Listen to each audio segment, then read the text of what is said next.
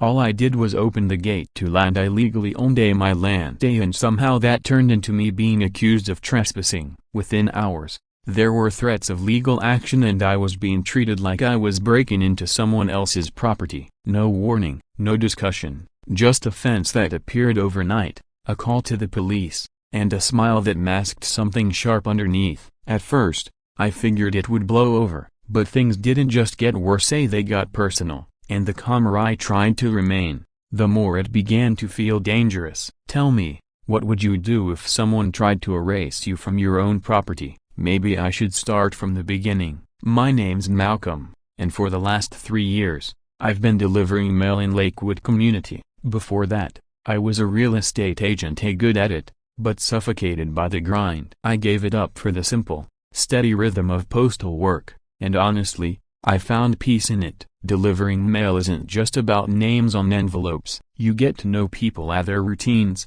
personalities, and how they treat someone they see as just the mailman. Most folks in Lakewood were kind. They'd wave from their porches, ask about my day, or hand me a bottle of water during summer scorchers. Mrs. Patterson always had treats for postal workers, and Mr. Chen made sure his walkway was clear of ice before we came by in winter. I liked the predictability of my route, had the familiar faces, the sense that in some quiet way, I mattered. But everything changed about 6 months ago. That's when Christine Collins moved into the large house on Maple Street. Christine was maybe mid-40s, with immaculate blonde hair that probably cost more than my week's pay. She had this way of looking at you like she was deciding whether you were worth acknowledging. She drove a spotless white SUV, dressed like she was always on her way to a corporate boardroom, even if she was just checking her mail. From day one, there was something about her that rubbed me the wrong way. Not outright rude, more the kind of polished condescension that makes you question if you're being too sensitive. She'd make subtle digs about how some people didn't take pride in appearances,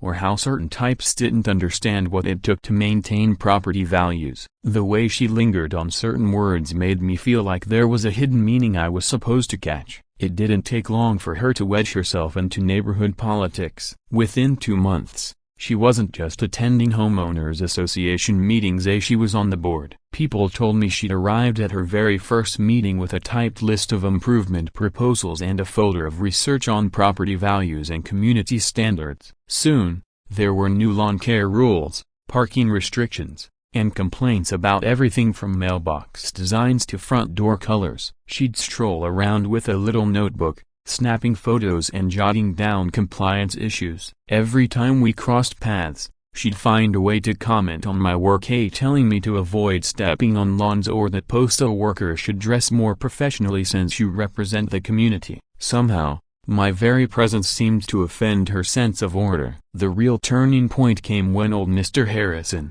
who lived by the lake, decided to sell his property. It was the only lot with the lake gate key, lot 23. I made him a fair offer, and he seemed happy it would go to someone who lived in the community. "I've seen you walk by here for years," he told me. "You appreciate this place the way it ought to be appreciated." I'd been saving for years, living simply, driving my old Honda, and putting aside what I could from my salary. When I heard the lot was for sale, it just felt right. I imagined early mornings by the water before my route, maybe a small garden, maybe a deck where I could unwind after work. The lake access was a bonus, but a meaningful one. Mr. Harrison told me the gate key had passed from owner to owner for decades, making Lot 23 the unofficial guardian of the lake path. I thought my neighbors would be glad to see it maintained by someone local instead of sitting empty or falling into the hands of a developer. I even considered hosting community fishing days or lake cleanups once I got settled. For the first time in years,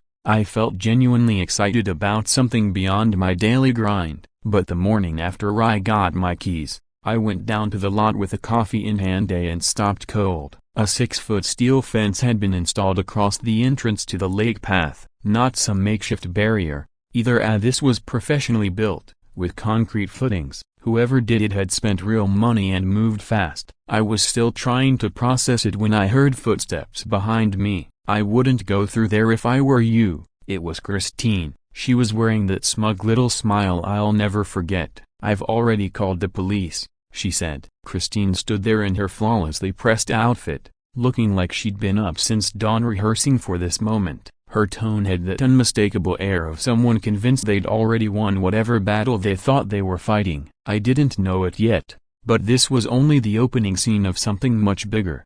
About 10 minutes later, the sound of sirens echoed through the neighborhood, and I swear half the street came out to watch. In communities like this, even the smallest hint of drama pulls people outside like moths to a porch light. 2 patrol cars pulled up. I knew both officers. I'd been delivering their mail for years. That familiarity mattered more than I realized. There's something surreal about seeing people you've chatted with at their mailbox suddenly step into their official roles. "Hey, Malcolm, what's going on here?" the first officer asked, stepping out with a look of mild confusion. His voice was casual, as if he was asking about a block party, not responding to a police call. The other officer gave me a quick nod, and a wave of relief ran through me. At least I wasn't dealing with strangers who might take someone's word without question. That these were men who knew me as the guy who showed up rain or shine, not some troublemaker. Christine's confident smirk flickered when she realized the welcome wasn't exactly going her way. Still, she wasted no time stepping between us. "Officers, thank goodness you're here. This man is trespassing on community property and refusing to leave. I need him removed immediately before this escalates." The way she said it, you'd think I was a violent intruder instead of the person who'd been delivering her mail for months. I reached into my jacket and pulled out the paperwork from the property closing, a proof that I legally owned Lot 23, along with the lake access rights that came with it. My hands trembled slightly, not from fear, but from the adrenaline pumping through me. I'd never been in a situation where police involvement was even on the table. The first officer scanned the documents, and the second leaned over to read as well. They took their time, which I appreciated. It meant they weren't just rushing to check a box and move on. Finally, the first one looked up. "Christine, it appears Malcolm here owns this property. That includes the lake access rights and the gate key. If anything's in question, it might be that fence, not him being here." The relief I felt was like someone had just opened a window in a suffocating room. At least someone in authority was confirming what I knew to be true. Christine's face turned crimson as she scrambled for another angle. "He's in violation of homeowners association rules. Blocking access to community amenities is against our standards." The second officer shook his head. "Ma'am, these rights predate your HOA. That fence could actually be violating county property laws. You might want to speak with your HOA's legal counsel before taking further action." I hadn't even considered the possibility that she could be the one in legal trouble, but the look on her face said the thought had just landed hard. After another 20 minutes of Christine trying different arguments and the officers calmly shutting each one down, and the first officer finally said what we were all thinking. "This is a civil matter. You'll need to resolve it through your HOA or lawyers. We can't arrest someone for standing on their own land." Christine looked like she wanted to argue more, but she could tell the decision was final. Around us, neighbors started drifting back to their homes, though I noticed a few sympathetic glances in my direction. Mrs. Wilson from across the street even flashed me a discreet thumbs up when Christine wasn't looking. The officers left, and most of the onlookers disappeared. But Christine stayed. She stepped closer, her voice low and sharp. "You don't belong here," she said. And there was something in her tone that went far beyond property lines or HOA bylaws. "People like you need to know their place and stay in it." Her words hit differently. Was it because I was a mail carrier, not an executive? Because I'd bought a small lot instead of a sprawling house? Or was there another meaning she expected me to understand without her saying it outright? Whatever it was, it felt personal, not just frustration, something colder, more vindictive. My stomach tightened. I dealt with cranky residents before, people having bad days or griping about late packages, but these a broken bar. This felt like she saw me as fundamentally unwelcome in this community. In her mind, this was her world, and she wanted to make sure I understood my place in it. As she turned and walked back toward her house, I knew right then this wouldn't be resolved over a polite chat or even a formal home mediation. Christine had crossed into something far more personal. She'd called the police on me, tried to get me removed from land I legally owned, and capped it off with a comment that felt less like a property dispute and more like a warning. Now I had a choice: A, try to ignore her and hope she'd eventually get bored, or push back and figure out exactly what I was dealing with. Then came the escalation. One afternoon, my supervisor called me into his office after my route. His tone was serious enough to keep my mind spinning all day, wondering what I could possibly have done wrong. When I finally sat down across from him, he slid a printed email toward me without saying a word. The subject line read, "Formal complaint regarding postal employee conduct, A, signed by Christine Collins." My heart thumped harder the further I read. According to her, I'd been intimidating residents, acting unprofessionally on duty, and using my position to harass members of the community. She even claimed I'd been aggressive during our lake encounter and that multiple neighbors had raised concerns about me. The letter was written in polished, legal-style language that made the accusations sound much more severe than they were. My supervisor watched me closely as I read. "Malcolm, I've known you for 3 years, and this doesn't sound like you at all," he said. "But I have to take formal complaints seriously, especially ones that come through official channels." I explained everything: the property purchase, the fence, the police visit. He listened quietly, leaning back in his chair when I finished. "Look, I believe you," he said, "but she's threatening to escalate this to the regional office. She's also claiming she has documentation and witness statements." The idea that Christine was trying to cost me my job over a property line dispute felt unreal. She was willing to jeopardize my livelihood simply because I wouldn't back down from standing on my own land. But she wasn't finished. 2 days later, every resident in Lakewood received an email through the HOA newsletter. The subject: Important Community Safety Notice. I had to sit down as I read it. Christine had written a long piece warning residents to be cautious about intimidating behavior from certain service workers. She never used my name, but it was obvious who she meant. She described our encounter in detail, painting herself as a responsible neighbor defending community property and me as a threatening outsider who didn't respect boundaries. The worst part was how she twisted the facts, making it sound as though I had been the aggressor when all I had done was stand on my own property. What she didn't expect was how people would respond. Within hours, one of the longest-standing residents replied to the entire mailing list, "I've known Malcolm for 3 years. He's one of the most professional and helpful postal workers we've ever had. Last winter, during the ice storm, he personally delivered my packages when I couldn't reach my mailbox safely." If Christine has an issue with him,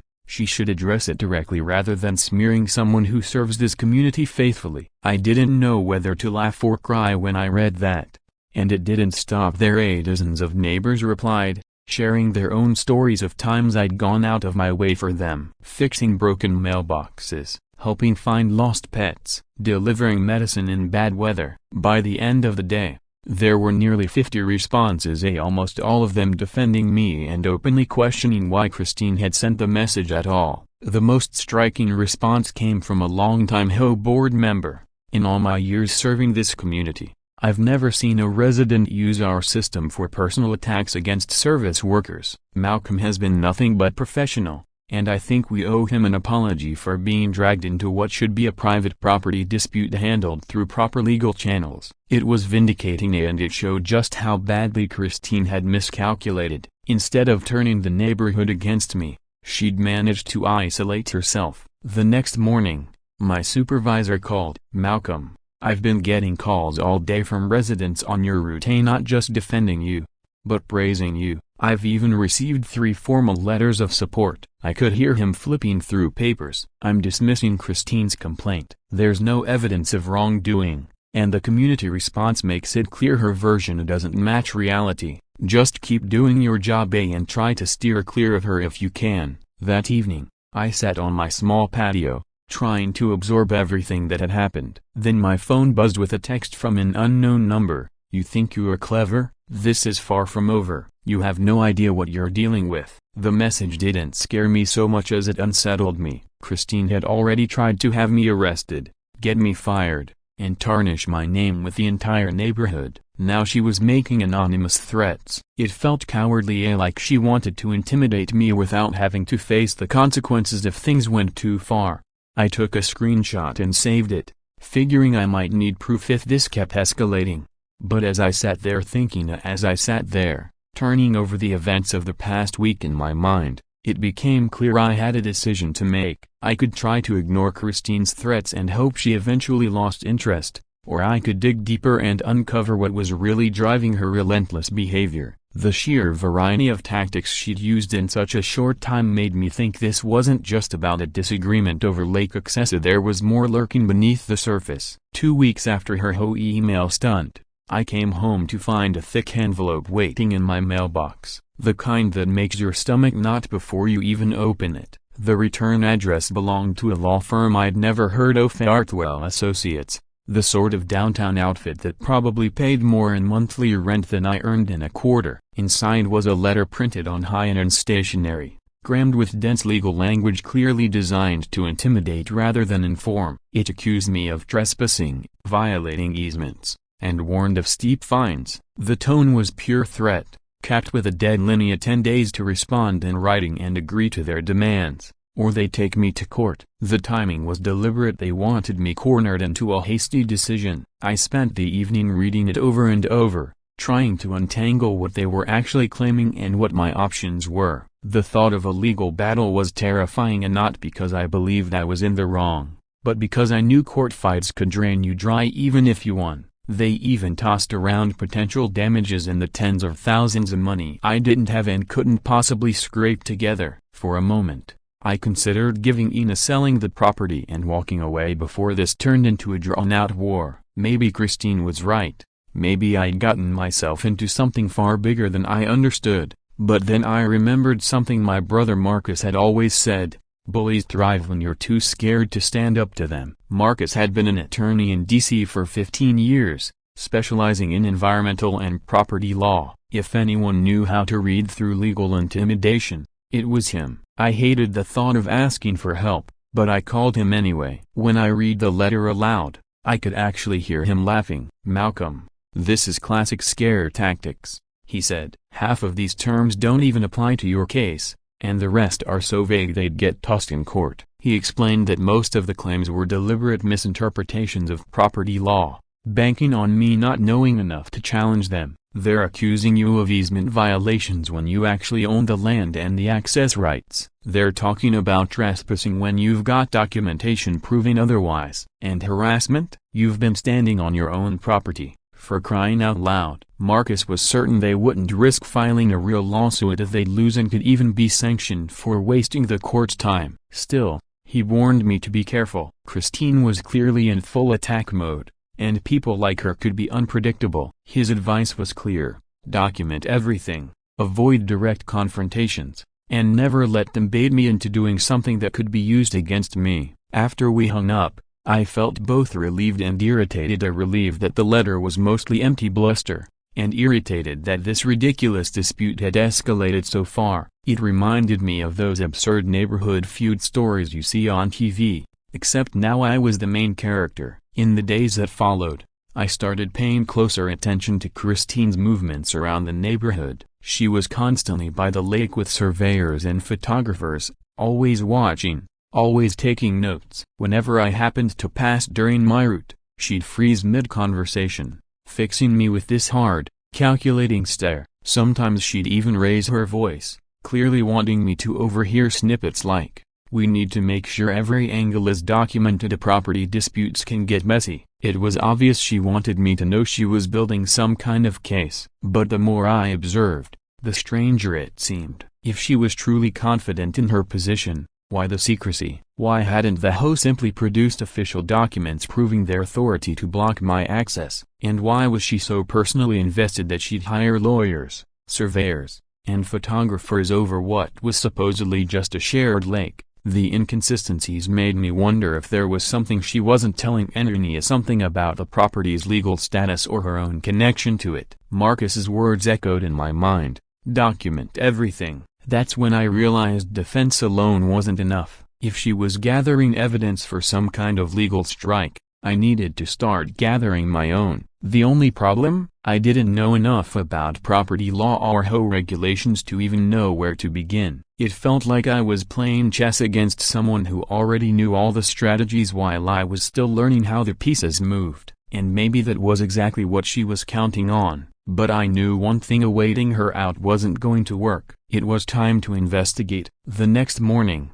I decided it was time to stop reacting to Christine's constant provocations and start digging for answers myself. But I knew I couldn't do it alone. Fortunately, I knew exactly who might have the insight I needed. Mrs. Eleanor Reeves wasn't just my neighbor, she was Lakewood's unofficial historian. At 90 years old, she was still sharp as a tack, with a memory that stretched back to the 1960s when most of this place was still farmland. If anyone understood the truth about the lake access dispute, it would be her. When I knocked on her door that Saturday morning, she greeted me with a warm, knowing smile. "Malcolm, dear, I was wondering when you'd come talk to me about this mess with Christine," she said as she welcomed me inside. Her living room walls were lined with photographs spanning decades, each showing how much the neighborhood had transformed. She poured me a cup of tea, her expression carrying the quiet confidence of someone who'd seen plenty of disputes come and go. "My Harold helped design this community from scratch," she explained. "He always said, write it down, or it disappears when you do. And he kept everything." Eleanor led me to her basement, a neatly organized time capsule of neighborhood history. Boxes and filing cabinets held decades worth of maps, contracts, letters, and surveys. She pulled out one box marked Lake Protection Agreements and opened it with the care of someone handling gold. "You never know when this old paperwork might matter again," she said with a hint of pride. Inside, she quickly located a thick folder labeled 1991 Lake Conservation Agreement. We spread the contents out across her dining table. "This," she said, tapping the first page, "is what matters, Malcolm. The lake isn't just a neighborhood perk, it's under a conservation easement that's been in place for more than 30 years. It guarantees public access and protects the habitat. And according to this, whoever owns Lot 23A or LOTA has rights that no HOA can simply take away."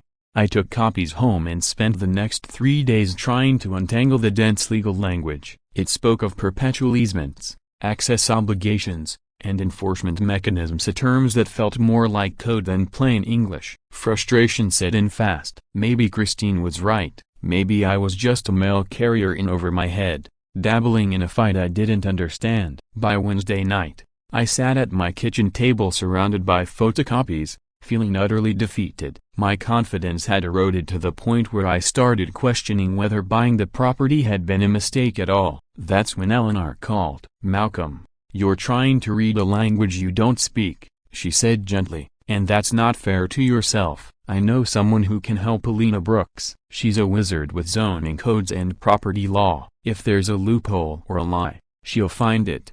2 days later, I met Lena at a small downtown cafe. Copyright. She was in her 40s, radiating sharp, focused energy, the kind of person who clearly thrived on solving intricate problems. I laid out my situation and the documents from Eleanor. Her eyes lit up immediately. "This is fascinating," she said. "Conservation easements from the early 90s are often far more restrictive than most HOAs realize. Many don't even understand what they can't do because of them."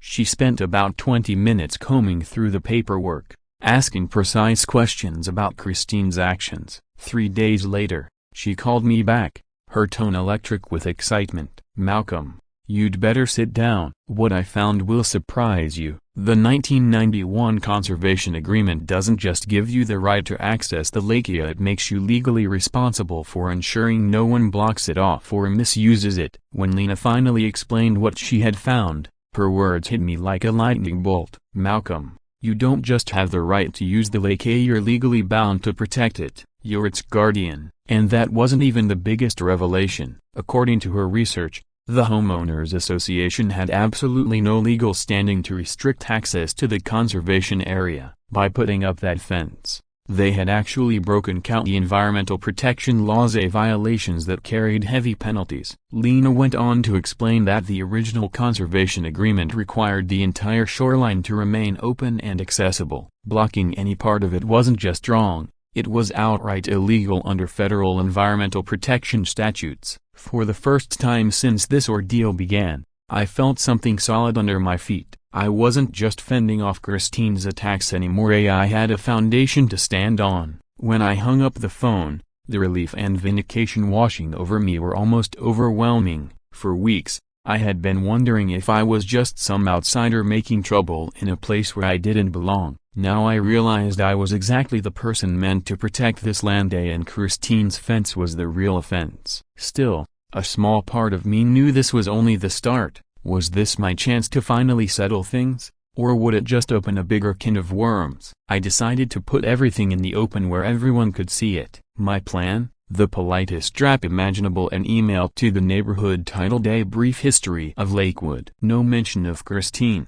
No direct talk of the property dispute. Just an invitation that promised to be informative and important for understanding our community's heritage. Saturday afternoon arrived with perfect weather. I set up a small table by the lake, neatly arranging the documents Lena had helped me make sense of into clear, easy-to-follow displays. Marcus had driven in from D.C., Lena came armed with even more research, and I'd even managed to get someone from the county environmental office to attend without telling anyone why their presence mattered. By 2 o'clock, neighbors began gathering. Old-timers brought their families, and newer residents showed up curious. Then, right on cue, Christine appeared dressed in a white power suit, like she was arriving to celebrate a court win. Some people avoided looking at her, maybe already sensing something wasn't right. Before I could welcome anyone, Christine's voice rang out. I hope everyone appreciates Malcolm hosting events on property he's about to lose access to.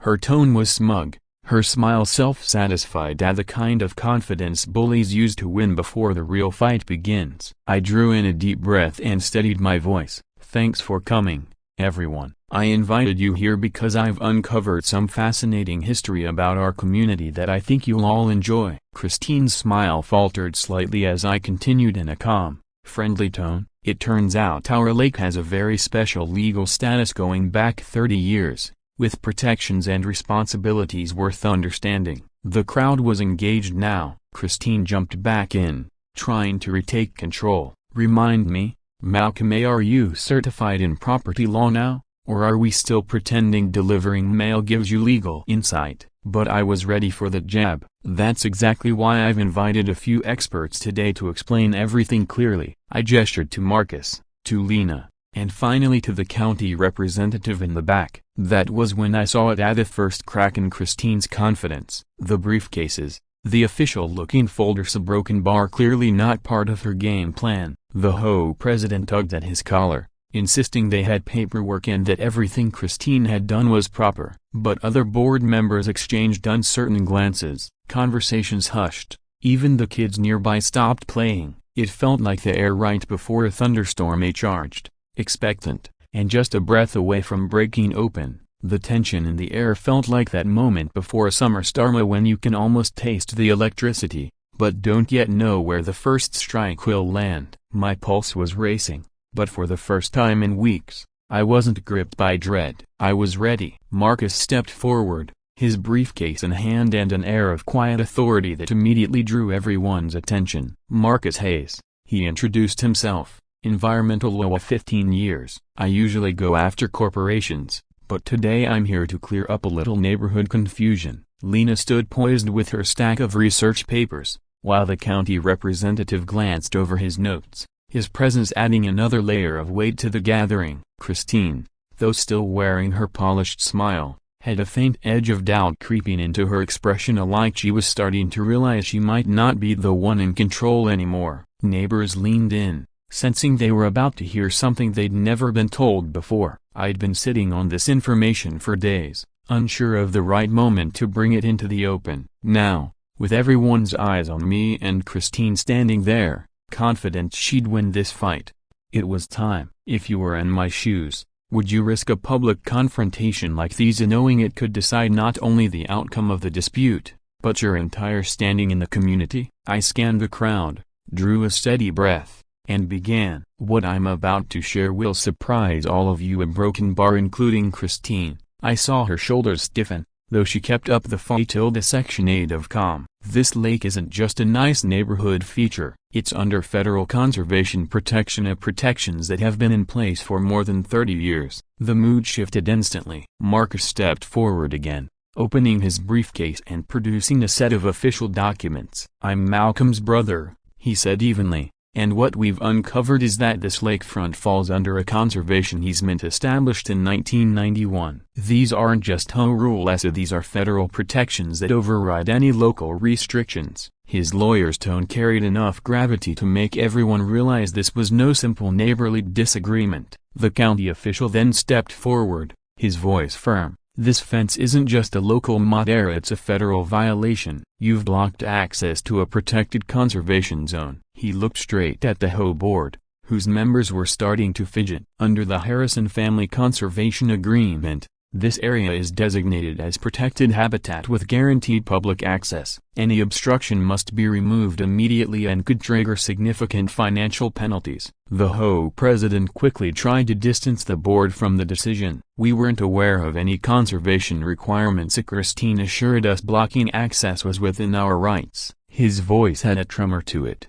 and the other board members nodded frantically, eager to push the blame away. But then Lena stepped forward, a folder in hand and a look in her eyes that said she'd been waiting for this moment. And here's the detail she didn't want anyone to know: since 2003, the annual conservation notices haven't been going to Malcolm. She paused, letting the silence hang. "They've been going to Christine Collins." A ripple of shocked whispers moved through the crowd. "More precisely," Lena added, "to Christine Harrison Collins, the granddaughter of the man who created the conservation easement in the first place." Gasps, murmurs, and then, that heavy silence that falls when goodwill disappears. Christine's face had lost all color, the confidence replaced by something closer to panic. "For the past 20 years, Lena continued, she's received official reminders of her responsibilities as heir to the easement. She knew the rules. She knew blocking lake access was illegal under federal law." The crowd's mood darkened to anger,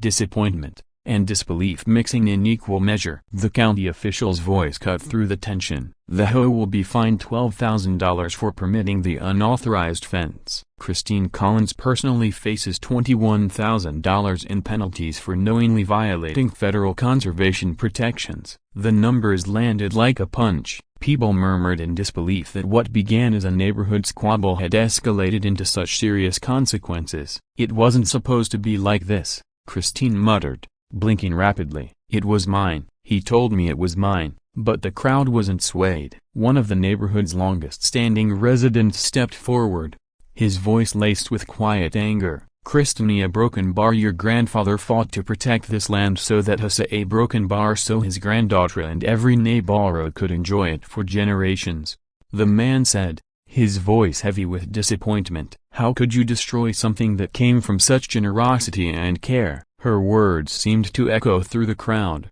and I saw heads nodding all around. The irony wasn't lost on me. Christine had spent months insisting I didn't fit in here, that I didn't appreciate the community's values or standards. Yet it was her actions and not mania that had trampled on both the legal protections and the very ideals her own grandfather had put in place. She hadn't just ignored the rules, she'd worked against the same conservation safeguards designed to protect the land's beauty for future generations. Eleanor later showed me paperwork from Mr. Harrison himself, outlining exactly why he'd set up the protections, so Christine would always have access to the lake she had loved as a child. 2 weeks later, the change was striking. The fence was gone. In its place stood a wooden sign, its letters carved deep: Harrison Conservation Area A, protected by legacy. I unlocked the gate with my key and left it open for good. A moving truck arrived shortly after. No one waved. Curtains stayed drawn until the last box was gone. Christine had covered her $21,000 fine out of her own pocket,